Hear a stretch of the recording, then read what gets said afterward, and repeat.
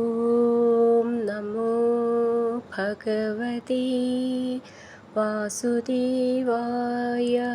ഹരിമുരളീരവത്തിലേക്ക് എല്ലാവർക്കും സ്വാഗതം.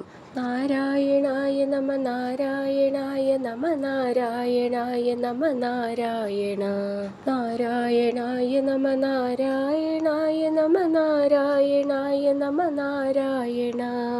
ഇന്ന് നമുക്ക് പുതിയൊരു ദശകം പഠിക്കാം. നമ്മളേവരും കാത്തിരുന്ന കാളിയമർദ്ദനം. കാളിയൻ എന്ന സർപ്പത്തിൻ്റെ അഹങ്കാരം തീർക്കുന്നതാണ് ഈ ദശകത്തിൽ ഭട്ടതിരിപ്പാട് വർണ്ണിച്ചിരിക്കുന്നത്. എത്ര തലയുണ്ടെങ്കിലും ഭഗവാൻ ആ തലയിൽ നൃത്തം വെച്ച് അഹങ്കാരം തീർക്കും. അതാണ് ഇതിൽ വർണ്ണിക്കുന്നത്. കഴിഞ്ഞ ദശകത്തിൽ നമ്മൾ കണ്ടു, കാളിയൻ വന്ന് യമുനാ നദിയിലെ ജലം മുഴുവൻ വിഷമയമാക്കി തീർത്തത്. കാളിയനെ ഒരു പാഠം പഠിപ്പിക്കണമെന്നോർത്ത് ഭഗവാൻ തീരത്തിനടുത്ത് നിൽക്കുന്ന കടമ്പ് വൃക്ഷത്തെ ലക്ഷ്യമാക്കി ഗമിച്ചു.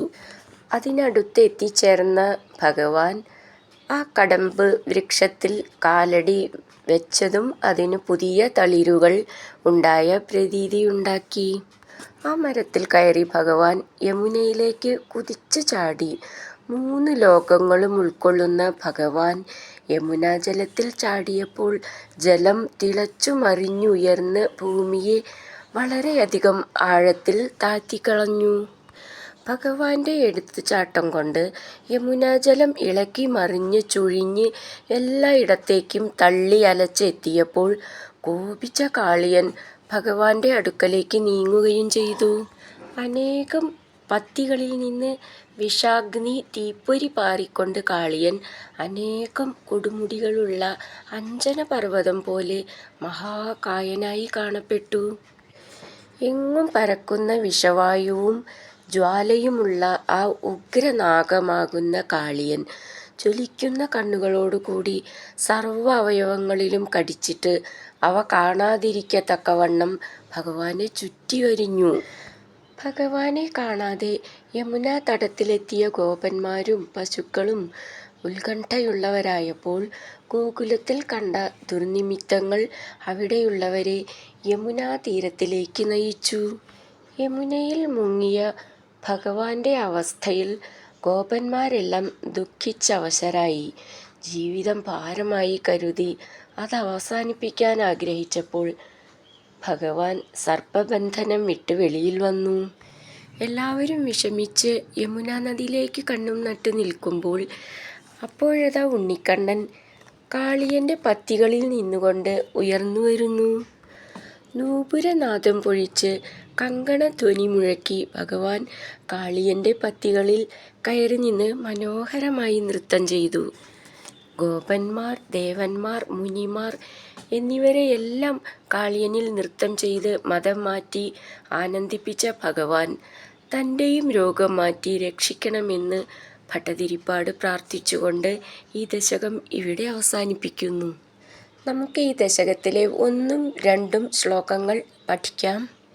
ശ്രീമന്നാരായണീയം ദശകം 55 കാളിയമർദ്ദനം. ശ്ലോകം 1. അഥവാരിണി ഘോരതരം ഫണിനം പ്രതിവാരയിതും കൃതധീർഭഗവൻ ദ്രുതമാരിതീരഗനീപതരും വിഷമാരുതശോഷിതപർണചയം. നമുക്ക് ഈ ശ്ലോകം എങ്ങനെ വായിക്കാമെന്നും അതിലെ വാക്കുകൾ പിരിച്ചിട്ട് അതിൻ്റെ അർത്ഥവും നോക്കാം. അഥ വാരിണി ഘോരതരം ഫണിനം പ്രതിവാരയിതും കൃത ധീർ ഭഗവൻ ദ്രുതം ആരിഥ തീരക നീപ തരും വിഷമാരുത ശോഷിത പർണചയം. നമുക്കിതിലെ വാക്കുകളുടെ അർത്ഥം നോക്കാം. അഥ അനന്തരം ഭഗവൻ ഭഗവാനെ വാരിണി ജലത്തിൽ കഴിയുന്ന ഘോരതരം വളരെ ഭയങ്കരനായ ഫണിനം സർപ്പത്തെ പ്രതിവാരയിതും തടയാൻ കൃതധീ നിശ്ചയമെടുത്ത അങ്ങ് വിഷമാരുത ശോഷിത പർണചയം വിഷവായുവേറ്റു കരിഞ്ഞ ഇലകളോടുകൂടിയ തീരഗനീപതരും തീരത്തു നിൽക്കുന്ന കടമ്പു വൃക്ഷത്തെ ദ്രുതം വേഗം ആരിഥ പ്രാപിച്ചു. നമുക്കിതിലെ അക്ഷരങ്ങളൊന്ന് നോക്കാം. അഥ ഥ എന്നുള്ള അക്ഷരം നന്നായിട്ട് ഊന്നി പറയണം. വാരിണി ഘോരതരം ഖ എന്നുള്ള അക്ഷരം നന്നായിട്ട് ഊന്നി പറയാനുള്ളതാണ്. ഫണിനം ഭ എന്നുള്ള അക്ഷരം നന്നായിട്ട് ഊന്നി പറയണം. പ്രതിവാരയിതും കൃതധീർ ഭഗവൻ കൃതധീർ ധീ എന്നുള്ള അക്ഷരം ഊന്നി പറയണം. ഭഗവൻ എന്നുള്ളതിൻ്റെ ഭാന്നും ഊന്നി പറയാനുള്ളതാണ്.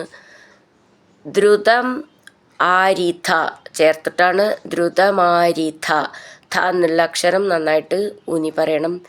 തീരഗനീപതരും വിഷമാരുത ശോഷിത പർണജയം ജ എന്നല്ല ച എന്നാണ് അവിടെ, അത് ശ്രദ്ധിച്ചോളൂ. ചെറിയ ശ്ലോകമാണ്, അത്ര കഷ്ടമൊന്നുമുള്ള വാക്കുകളും ഇല്ല, നന്നായിട്ട് ചൊല്ലാൻ പറ്റുന്നൊരു ശ്ലോകമാണ്. അഥവാരിണി ഘോരതരം ഫണിനം പ്രതിവാരയിതും കൃതധീർ ഭഗവൻ ദ്രുതമാരിഥതീരഗനീപതരും വിഷമാരുത ശോഷിത പർണജയം. അടുത്തത് രണ്ടാമത്തെ ശ്ലോകം. അധിരുഹ്യ പദാംബുരുഹേണ ചതം നവപല്ലവതുല്യമനോജ്ഞരുചാ ഹ്രദവാരിണി ദൂരതരം ന്യപത പരിഘൂർണിത ഘോരതരംഗഗണേ. നമുക്ക് ഈ ശ്ലോകം എങ്ങനെ ചൊല്ലാമെന്നും അതിലെ വാക്കുകൾ പിരിച്ചിട്ട് അർത്ഥം നോക്കാം. അധിരുഹ്യ പദാംബുരുഹേണ ച തം നവ പല്ലവ തുല്യ മനോജ്ഞ രുച ഹ്രദ വാരിണി ദൂരതരം ന്യപത പരിഘൂർണിത ഘോര തരംഗഗണേ. നമുക്കിതിലെ വാക്കുകളുടെ അർത്ഥം നോക്കാം. നവപല്ലവ തുല്യ മനോജ്ഞ രുച പുതിയ തളിരുപോലെ മനോഹരമായ ശോഭയോടു കൂടിയ പദാംബുരുഹേണ പാദങ്ങളാകുന്ന താമര കൊണ്ട് തം ആ കടമ്പിൽ അധിരുഹ്യ കയറിയിട്ട് പരിഘൂർണിത ചുറ്റിനും ഇളകിയാടുന്ന ഘോരതരംഗഗണേ വൻ തിരമാലകളുടെ കൂട്ടത്തോടു കൂടിയ ഹ്രദവാരിണി യമുനാ നദിയുടെ ജലത്തിൻ്റെ കയത്തിൽ ദൂരതരം കരയിൽ നിന്ന് വളരെയേറെ ദൂരെ എത്തത്തക്കവണ്ണം ന്യപതച്ച ചാടുകയും ചെയ്തു. നമുക്കിതിലെ അക്ഷരങ്ങളൊന്ന് നോക്കാം. അധിരുഹ്യ ധി എന്നുള്ള അക്ഷരം നന്നായിട്ട് ഊന്നി പറയണം. പദാംബുരുഹേണ പദാം ദ എന്നുള്ളത് ദയിലത്തെ, പദാംബു ബു എന്നുള്ളത് ബാൽ എന്നൊക്കെ ഉള്ളതിലത്തെ മൃദുവായിട്ട് പറഞ്ഞാൽ മതി. ച തം നവ പല്ലവ തുല്യ മനോജ്ഞരുച ജ ഞ എന്നാണ്. ഹ്രദവാരിണി പ്രത്യേകം ശ്രദ്ധിച്ചോളൂ, ഹ്ര എന്നാണ്, ഹൃ എന്നായി പോരുത്. ദൂരതരം ന്യപത അവിടെ വിസർഗം, അപ്പോൾ വിസർഗം പറയണം. ഇതും അതേപോലെ നമ്മൾ നൃ എന്നാണ് എന്ന് പെട്ടെന്ന് വിചാരിക്കും. നൃ നല്ല ന്യ എന്നാണ്, ന്യപത, അതും ശ്രദ്ധിച്ചോളൂ. പരിഘൂർണിത ഖു എന്നുള്ള അക്ഷരം നന്നായിട്ട് ഊന്നി പറയണം. മേഘം എന്നൊക്കെ ഉള്ളതിൻ്റെ ഖ എന്നാണ്. പരിഘൂർണിത ഘോര ഇവിടെയും അതേപോലത്തെ ഖ എന്ന് ഊന്നി പറയണം. ഘോര തരംഗഗണേ അങ്ങനെ നിർത്താം.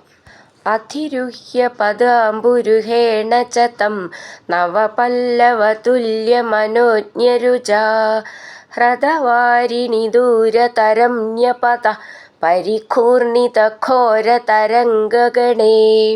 ഹരിനാരായണ ഗോവിന്ദ ജയ നാരായണ ഗോവിന്ദ ഹരിനാരായണ ജയ നാരായണ ഗോവിന്ദ ഗോവിന്ദ ഗോവിന്ദ.